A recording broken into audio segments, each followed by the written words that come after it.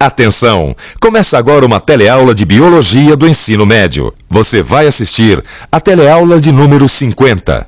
Bons estudos!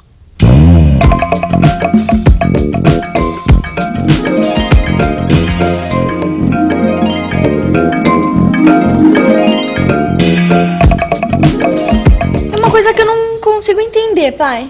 O que, filho?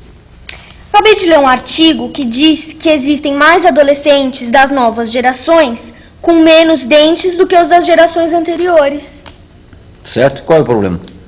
Você já aprendeu no telecurso que na natureza há um grande número de seres que, mesmo pertencendo à mesma espécie, têm diferenças individuais. Os seres humanos, por exemplo, podem ser altos, baixos, ter a pele clara ou escura, ter mais ou menos dentes e por aí vai. Sim, mas aqui diz que em muitos adolescentes os dentes do siso não aparecem. Como é que pode? Como assim? Eu quero saber como e por que as espécies mudam através do tempo. Então assista a nossa teleaula de hoje, que vai tratar da teoria da evolução. Uma teoria que revolucionou e unificou o pensamento da biologia. Você vai conhecer a teoria de Darwin, um naturalista que viveu no século XIX. Ele constatou que havia características diferentes entre indivíduos da mesma espécie. Você vai entender por que a seleção natural é o princípio básico que fundamenta a teoria de Darwin. Ainda nesta teleaula, você vai conhecer o neodarwinismo, uma outra teoria que explica a variabilidade genética através de vários mecanismos, entre eles, mutação e recombinação genética.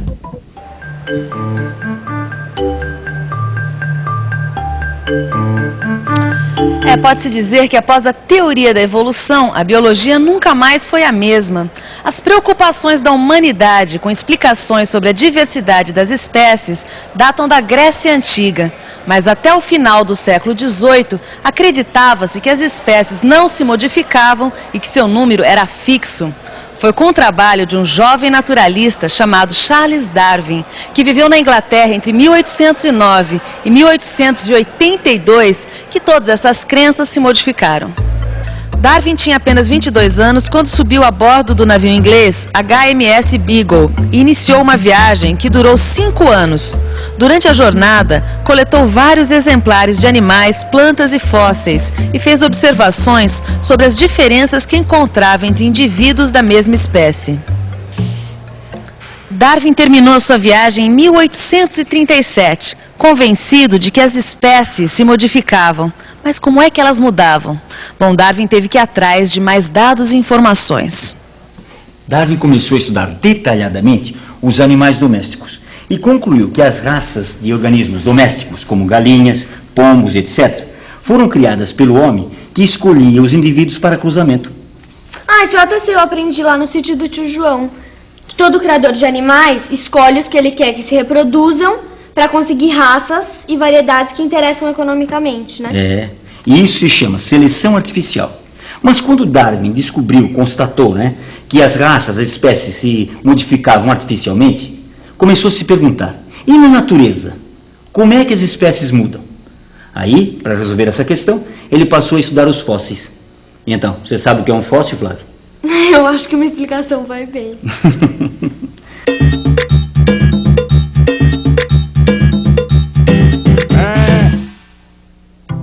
Um fóssil é qualquer vestígio petrificado de um ser vivo que já habitou o nosso planeta. Uma pegada, uma folha, um pedaço de osso. O estudo dos fósseis nos permite reconstituir a forma, o tamanho e até os hábitos dos organismos do passado. Com a comparação dos fósseis de diferentes camadas geológicas, Darwin concluiu que os seres vivos vinham se modificando ao longo do tempo e que algumas características de animais extintos continuavam existindo em animais atuais. E ainda que as camadas mais recentes mostravam fósseis de organismos mais parecidos com os seres viventes. Por exemplo, na Patagônia, extremo sul da América do Sul, encontraram fósseis de um mamífero gigantesco, muito parecido com o nosso tatu. Então, a partir dos estudos dos fósseis, pode-se tirar algumas conclusões. Olha aqui essa figura de pegadas de dinossauro. O dinossauro era bípede ou quadrúpede? Bípede, né, pai? É só ver as pegadas. Certo. E aqui, olha. Um tigre dente de sabre. Ele era herbívoro ou carnívoro? Eu imagino que ele era carnívoro, mas não sei dizer por quê. Olha só. o tamanho dos dentes caninos do bicho, Flávia. Hã? É possível que ele tivesse dentes desse tamanho para se defender ou alcançar uma presa. Ah, é mesmo. Preciso observar com atenção e levantar as várias hipóteses, certo? Certo. Além de seus conhecimentos e observações, Charles Darwin estudou também trabalhos publicados por outros pesquisadores da época. Em 1838, conheceu a teoria de Malthus sobre crescimento populacional. Malthus dizia que o potencial de reprodução da população humana é infinitamente maior do que o poder da Terra de produzir os meios de subsistência, e que se uma população não encontrasse obstáculos ao crescimento, não haveria como todos sobreviverem. O que chamou a atenção de Darwin foi que Malthus imaginava que a humanidade estava submetida à mesma lei que as demais espécies. Quer dizer, as populações poderiam crescer muito rapidamente. Só que isso não acontecia na prática. Daí veio a ideia da luta pela vida. Como criadores de animais, fazendo seleção artificial, a natureza deixava sobreviver apenas os indivíduos mais aptos para a vida. Era a seleção natural. As populações não poderiam crescer demais, pois o meio agia sobre elas, selecionando apenas os indivíduos mais adaptados a ele. Seleção natural. Teoria de Darwin. Seleção natural é isso. Acabam sobrevivendo às condições do meio só os indivíduos resistentes selecionados pela natureza. Isto é, devido à variação existente entre os indivíduos da mesma espécie, é possível que alguns sobrevivam quando há mudança no meio. Os que sobrevivem deixam descendentes e os outros morrem antes disso. O exemplo clássico da teoria de Darwin é o da girafa. De acordo com os fósseis, os ancestrais das girafas tinham um pescoço mais curto. Então, como é que aconteceu a evolução da população de girafas para o pescoço mais longo, como é hoje em dia? Darwin dizia que no passado o comprimento do pescoço variava de indivíduo para indivíduo.